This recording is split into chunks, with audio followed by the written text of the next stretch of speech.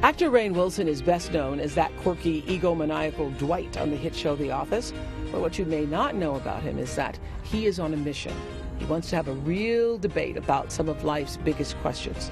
Rainn says he's just sick of spirituality being airy-fairy, hippy-dippy, and so precious.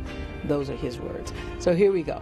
Rainn and I are going to take on God, religion, and his quest to de-lamify it all. This is Soul Series. Join us. It's uplifting, enlightening, truly powerful. Welcome to Soul Series. So welcome to my Soul Series on Oprah Radio. I'm delighted to have as my guest today the funny man and the satirical man that we all love to hate, the character Dwight Schrute from the hit series The Office, brought to us so artfully and thoughtfully by Rainn Wilson. Oh, you're too kind. No, I'm not too kind. It's true.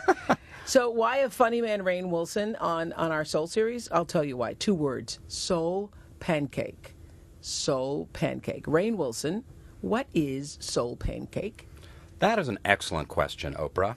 I love that I just said that. I said, that's an excellent question, Oprah. What a delight to meet you. Thanks for having me here. What a delight to have you here in this. But when you first hit Chicago, though, right? Yeah. Right.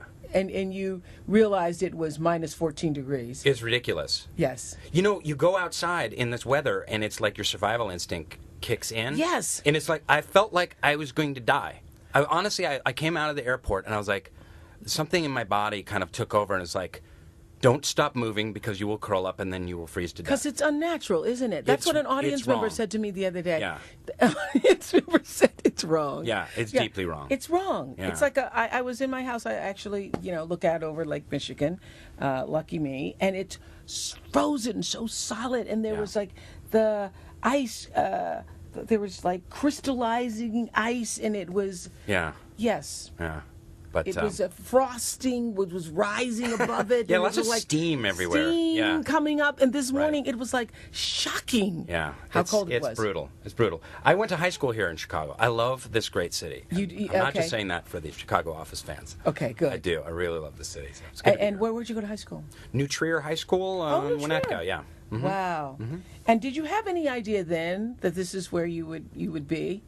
You know what? I had... Well, we'll get back to Soul Pancake in a minute. Yeah, we'll get back to that in a minute. Hold that thought. It's interesting that here I am talking to you at that point, because I definitely knew I wanted to be an actor. And I had that dream. I had that longing to be an artist. Yes. And that was my deepest drive. My family... Because that is the heart of our soul's calling, is that longing thing that you're talking about. Yes. Yes. Yes. And I knew that I basically had to be an actor or I would die. Like I would freeze to death outside of O'Hare Airport. Same kind of thing would take in. I had such a deep drive to become an actor. And at the same time... I grew up as a member of the Bahai Faith, and my parents are Baha'is, and we lived over by the Bahai House of Worship there in Wilmette, that beautiful temple on Lake Michigan. Yes, the Bahai Temple, yes. So now, kind of with Soul Pancake, I'm kind of bringing both things. My artistic journey and my spiritual journey are coming in a culmination in this website. So we will definitely get to Soul Pancake in a moment, but I've passed that temple, and I wondered because it's so beautiful, and there's this sort of mystery surrounding it if you have never been in and don't know anything about the Bahai Faith. What is that, the Bahai Faith? Well, another excellent question. First of all, I want to say that had you come in the summer of 1984 to the Bahai House of Worship in Wilmette, Illinois, you would have seen young Rainn Wilson in a security guard uniform. Really? Patrolling the grounds. That's and what I was you were doing? really intimidating because I was probably about 154 pounds at the time and 6'2". Gawky, acne bespeckled, but I was fierce. I was a fierce security guard. Yeah. No, the Bahai Faith is, and it's always difficult to sum up a kind of a world religion in a nutshell. But essentially, the Bahai Faith is a religion of unity. The founder of the Bahai Faith, Baha'u'llah, brought the message for this day and age that there is only one religion. That all of the religions of the past are one changeless faith of God.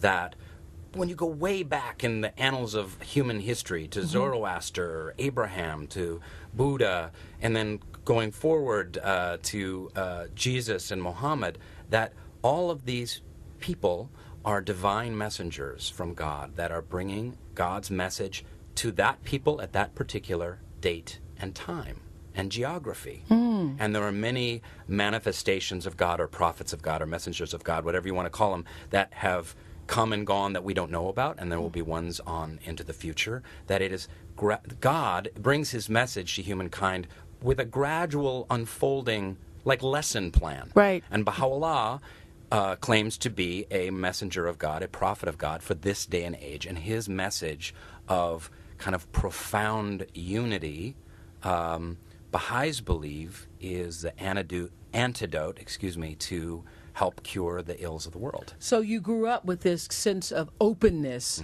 toward all religions and a belief that, we're all the same, we're all connected. Yeah. What a miracle it was to grow up that way. Yeah. One of the fundamental tenets of the Baha'i Faith is the elimination of racial prejudice. Wow. So to grow up feeling that we're all one human family, just to know that from age 4, as soon as you could think or walk or talk, was a gift. The equality. So were there people of other colors, races in your church? Yeah. All the Baha'is are every race, age, creed, background that you can possibly imagine. And so I'm sure that infuses not only certainly your personality, but also distinctly infuses your art. Yeah, that's an interesting question. How does it affect my art? Yes. Because here I play this weird, annoying geek eccentric on a TV show. It's not like I'm playing Gandhi. I'm not on like Touched by an Angel or something like that. You know what I mean? I play a lot of different weirdos. But here's an interesting thing about the Baha'i Faith, and this will get us to Soul Pancake. Is one of the teachings of the Baha'i Faith is that in this day and age, Baha'u'llah tells us that the making of art is no different than prayer. There's not any difference between lifting up a paintbrush and touching it to a canvas and bowing your head in a church. I just got a little, yeah. The hairs on my head rose a little bit when you said that. Yeah. Get a little tingle. I got a little tingle from that, Rainn. There's there are many other teachings. Art is prayer. Creativity is an expression of prayer. It is prayer.